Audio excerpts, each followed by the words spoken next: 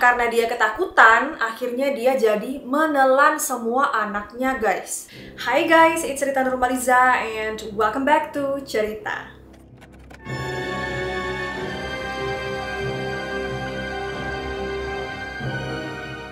Kanibalisme bukanlah hanya sesuatu yang tabu, tapi juga merupakan suatu praktik yang dikecam oleh seluruh dunia. Namun tercatat, praktik kanibalisme ini sudah sering terjadi di dalam sejarah. Sejumlah kelompok manusia zaman dulu sering melakukan praktik ini hanya karena kekurangan hewan berburu. Dan ada juga yang menganggap bahwa kanibalisme adalah bagian dari ritual. Nah, bukan hanya terjadi di dunia nyata, namun ternyata kanibalisme ini juga menjadi bagian dalam mitologi Yunani. Dan ternyata kisah kanibalisme di mitologi Yunani ini jauh lebih kejam, menjadikan lebih dari di dunia nyata. Penasaran seperti apa praktik kanibalisme di mitologi Yunani? Make sure to keep on watching. Tapi buat yang belum subscribe dan juga aktifkan notifikasinya, please do subscribe and turn on notification. Dan buat yang udah subscribe, thank you so much udah support channel ini. Semoga kita bisa sampai 1 juta subscribers ya. Amin. Amin. Yang pertama, Kronos menelan anak-anaknya sendiri. Kronos merupakan dewa waktu dan juga sekaligus penguasa bangsa Titan. Dia adalah ayah dari dewa-dewi Olimpia yang kita kenal, yaitu Hestia, Demeter, Hera, Hades, Poseidon, dan Zeus. Dia menjadi pemimpin setelah menggulingkan sang ayah Uranus dan mengebirinya. Namun pada suatu hari, Kronos mendapatkan ramalan yang serupa, yaitu nasibnya akan berakhir di tangan anaknya sendiri. Nah, karena dia ketakutan, akhirnya dia jadi menelan semua anaknya, guys. Rhea, sang istri, berhasil menyelamatkan Zeus yang saat itu baru lahir dan menggantinya dengan batu. Zeus pun tumbuh besar di pulau Kreta yang terpencil seorang diri. Setelah itu, dia kembali ke hadapan sang ayah dan meminta untuk memuntahkan saudara-saudaranya.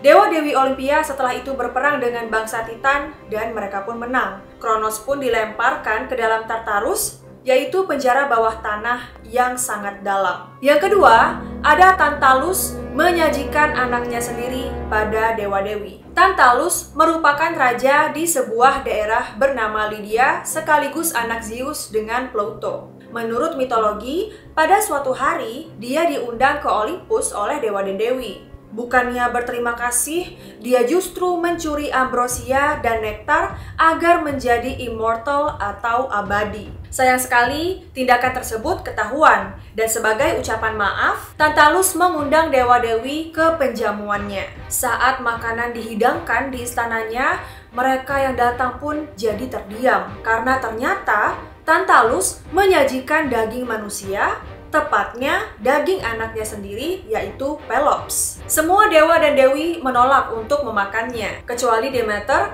yang saat itu sedang kacau karena penculikan Persephone.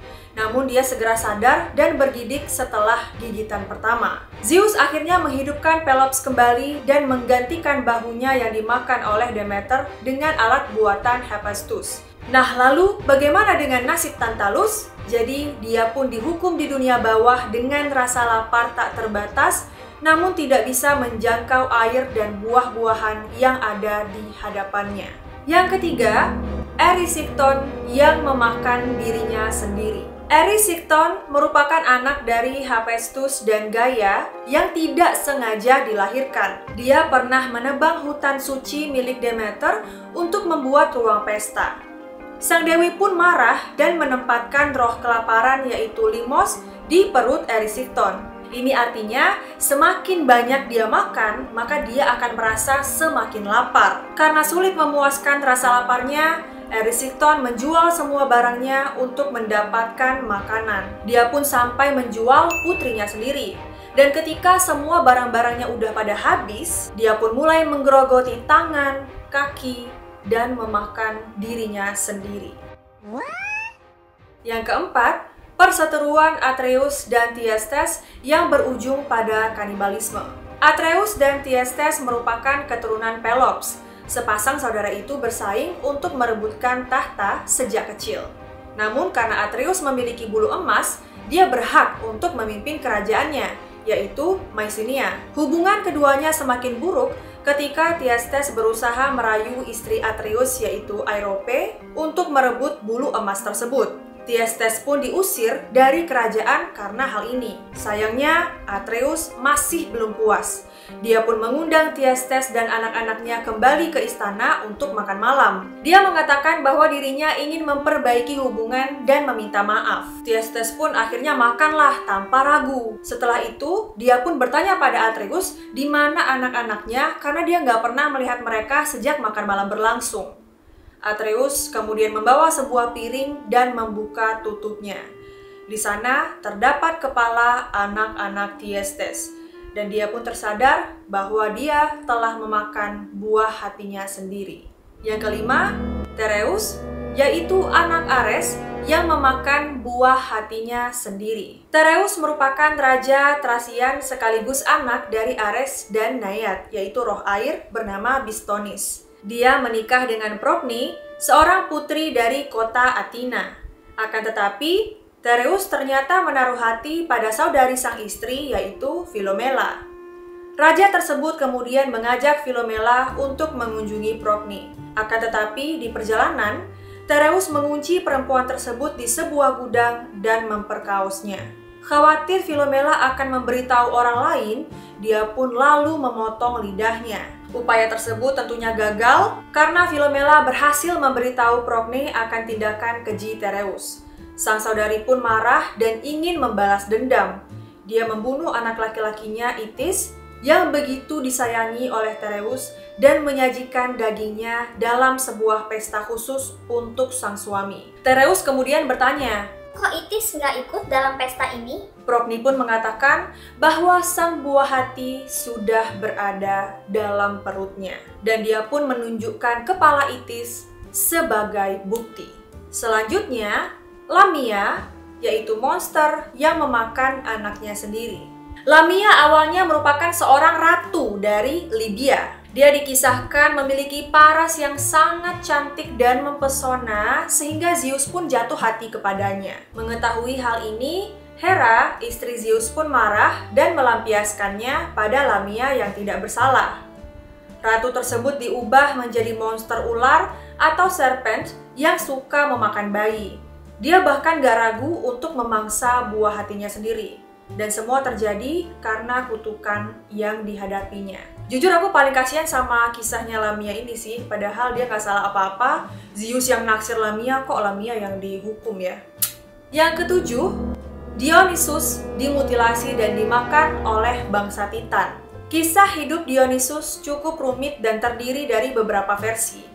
Dalam cerita yang dipaparkan oleh Orpheus, dewa anggur ini sebenarnya bernama Zagreus.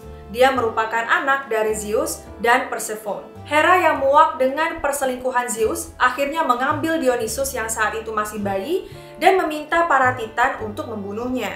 Mereka pun memotong-motong tubuh Dionysus dan memakannya. Akan tetapi, Athena berhasil mengambil jantung sang dewa anggur dan menghidupkannya kembali. Zeus setelah itu menempatkan Dionysus di sebuah gunung untuk melindunginya. Namun di versi lainnya, Dionysus ini diselamatkan oleh Rhea, yaitu istri Kronos dan ibu dari dewa-dewi Olimpia. Nah, itulah dia teman-teman kanibalisme yang tercatat dalam mitologi Yunani. Kisah tentang mitologi Yunani emang sangat menarik ya untuk dibahas. Karena ceritanya tuh ya unik, absurd, gak masuk akal, tapi bikin kita penasaran gitu. Tapi menurut kalian cerita mana yang paling mengerikan? Coba komen di bawah. Nah, kalau misalnya ada informasi dari aku yang salah, kurang tepat, kurang lengkap, mohon dikoreksi. Atau kalian punya informasi tambahan, boleh di-share ke kolom komentar. Semoga video ini bisa menemani dan menghibur waktu kalian. Kalau kalian suka video ini, make sure to like, comment, share, and subscribe. And turn on post notification, supaya kalau aku upload video baru, kalian tidak ketinggalan. Thank you so much for watching. I love you all, and I'll see you in my next video. Bye guys!